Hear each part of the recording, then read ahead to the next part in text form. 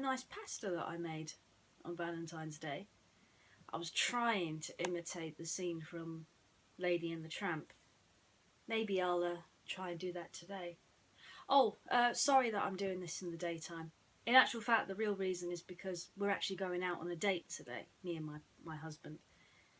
On a Valentine's Day date. We're going to go and see Sonic the Hedgehog, and we're going to go, hopefully, and have a meal. Depending on money. Money's always a worry for us. Of course, if I was to go to Disneyland, I'd quite like to go inside Tony's restaurant. Oh, that would be nice. Tony's restaurant. The best spaghetti in the land. Now that would be cool. You see, we tried it. We tried to do the Lady and the Tramp scene, but the spaghetti was very small. Then when I spoke to a friend, they explained to me that spaghetti was once upon a time a lot longer. God, that must have been hard to cook. But it was still a huge amount of fun. Of course, one question I've never really truly asked is, how did Tramp ever meet Tony? We know that Tramp has a good relationship with Tony, but we never know exactly how he meets. Well, hopefully this story will be able to explain it. This story is a Lady and the Tramp story, and it's called Tony and the Tramp. Tramp licked the last of the tomato sauce from his chin. So, what do you think, Pidge? He asked Lady. That was the most wonderful meal I've ever had, Lady gushed. What did I tell you? Tramp boasted. There's no one in the world who can cook up a meal like Tony. I couldn't agree with you more, Lady said. Can I ask you a question? Sure thing, Tramp said. Ask away. I was just wondering, Lady began, how you and Tony met. How I met Tony? Tramp laughed. Now that's a story. I'll bet, Lady said. Well, see, it goes like this, Tramp began. It was a cold and snowy night.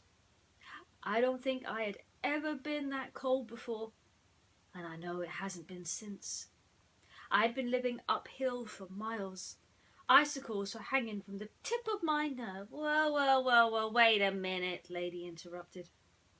You were walking for miles uphill? In this town?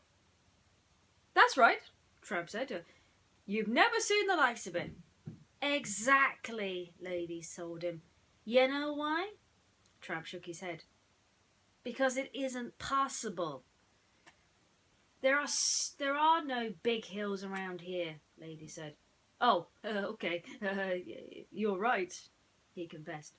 So then, what's the truth? Lady asked. The truth is, Tramp began, I wasn't always the sleek and handsome devil you see before you. Is that right? Lady was amused.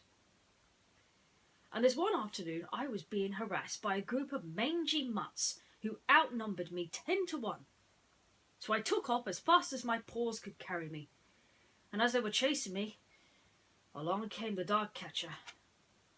Before he could get me, Tony came running out with a bowl of steaming hot pasta, Tramp explained.